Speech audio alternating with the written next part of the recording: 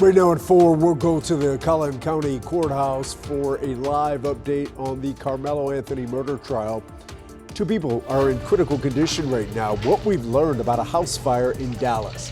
And Governor Abbott issues a disaster declaration. Screwworms have been detected in South Texas, how it could impact the cattle industry and the price of beef. But first, let's get a check on the weather. Jason has the day off. I'm Chris Lawrence. And Jesse, we've had a few storms popping up here and there. Yeah, it's been this hit and miss type of stuff. Yeah. You might get a little downpour for 5 minutes, and then the sun shines, and then you get another little sprinkle, and that's what we'll deal with for the rest of this afternoon. And even into the evening, we'll have some pop-up showers, and you see how isolated they are. They're not doing a great job of surviving in the North Texas area. We have some showers kind of dying out in eastern Collin County right now near Lavon. Those have just become little showers. Some little rain there in Rockwall County as well. You see some showers in parts of Dallas County. These really aren't doing much other than just some showers from Wolf City, eastern Collin County, east of Blue Ridge. That's it for the Dallas-Fort Worth area. But let me show you what I'm watching for this weekend. If you span out to Texas, you see this swirl out here near El Paso. That low pressure system brings us daily chances for showers and storms through the weekend. It's not a fast mover. It's going to be sitting there and spinning and slowly drift its way through the state, which will again bring us chances for rain Saturday and again on Sunday. So scattered rain, a couple rumbles of thunder through this evening. No severe weather. Saturday morning, looks like we'll start off dry Saturday morning, but then Saturday evening, we bump the rain chance up to 60 through Saturday overnight into Sunday, scattered showers and storms. Temperature-wise, not bad this weekend with highs in the middle to upper 80s. Weekend timeline on the rain chances. It's coming up.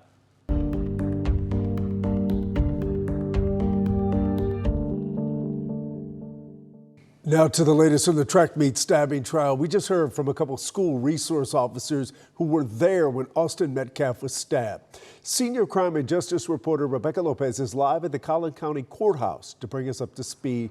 Rebecca, what happened today? Well, Chris, it was an emotional day both inside and outside the courtroom. We've had people behind us here shouting at each other. At one point, it got to be a pretty large group, but the sheriff's deputies pretty much quelled that, and that is under control. But what's really important is what happened inside the courtroom, and that is that paramedics, police officers, and some of the student athletes actually took the stand, giving jurors a better idea and a more detailed idea of what they say happened in the moments before and after Austin Metcalf was stabbed at a Frisco track meet. Using our courtroom sketches, because cameras are not allowed inside, that's why you're seeing these sketches. Jurors first heard from the paramedic who treated Austin Metcalf. He testified Metcalf had no pulse. His pupils were fixated and dilated, and emergency crews performed extraordinary life-saving measures. Jurors then heard from the school resource officer who arrested Carmelo Anthony. Body camera captured Anthony crying, repeatedly saying Metcalf had put his hands on him and asking officers if Metcalf was going to be okay. Another emotional moment came when jurors watched body camera video showing paramedics working to save Metcalf while his twin brother screamed nearby, calling out that his brother was his best friend. Several people in that courtroom were very emotional. And Metcalf's mother was crying. She was sobbing. And so the jurors have been hearing all of this testimony here today, you guys. And Rebecca, for the first time today, the prosecutors showed the jury the actual weapon that was used. Can you describe what they saw? Well, the weapon they say that was used was more like a Leatherman's tool. They said it did have a blade on it, but it was described more as a utility tool. They did show it to the jury. They had that particular weapon there, and they also said that they showed a picture where the weapon was found and the blade wasn't fully locked. It was just halfway. So some defense attorneys are saying that that is going to be something that the defense is going to use in their favor. Back to you, Chris. And Rebecca, I know, look, we're very early on in this process, and at the end of the day, the jury will take everything that they have heard throughout the duration of the trial. But specifically today, did this testimony help one side over the other? Well, I think that talking to our legal expert, that both sides probably got some points across. The prosecution was able to have the student athletes say that it was not Austin Metcalf that actually escalated this, that Austin Metcalf was just trying to get Carmelo Anthony to leave the area, but it was Carmelo Anthony who became aggressive and then stabbed Austin Metcalf. But then the defense had those same witnesses that testified that Carmelo Anthony was never actually sitting under the tent. He was sitting there talking to a friend. He was laughing and joking at times, and it was Austin Metcalf who became aggressive, trying to get him to leave and actually shoved him. And he described it as like a lineman's drill and basically like got him by the shoulders, and that is when Carmelo Anthony reacted. And of course, we're going to hear a lot more testimony from these witnesses as the days progress. Chris. All right, Rebecca Lopez, thank you so much for that insight. And just a reminder, WFAA, you can trust us to be your eyes and ears in the courtroom and to get more context on what is happening with our nightly special after the trial.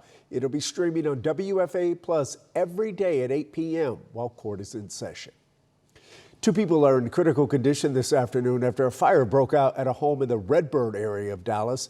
When firefighters arrived on scene last night, they found the home engulfed in flames. Crews were able to rescue 2 people who were inside at the time, and paramedics rushed them to a hospital nearby. 3 pets were killed in the fire, and the cause of the blaze is still under investigation. Right now, we're working to learn how the 2 hospitalized people are doing. New at 4, the latest jobs report is in, and it is stronger than expected. The U.S. added 172,000 jobs in May, more than double the forecast. And unemployment held steady at 4.3%. The biggest gains came in the hospitality field, along with local government and healthcare, but jobs in the financial sector declined. Had a pretty miserable 2025, but it looks like the middle or the early and middle parts of 2026 really suggest the labour market's moving along. And I think the thing this will really do is it's time to stop talking about the word recession.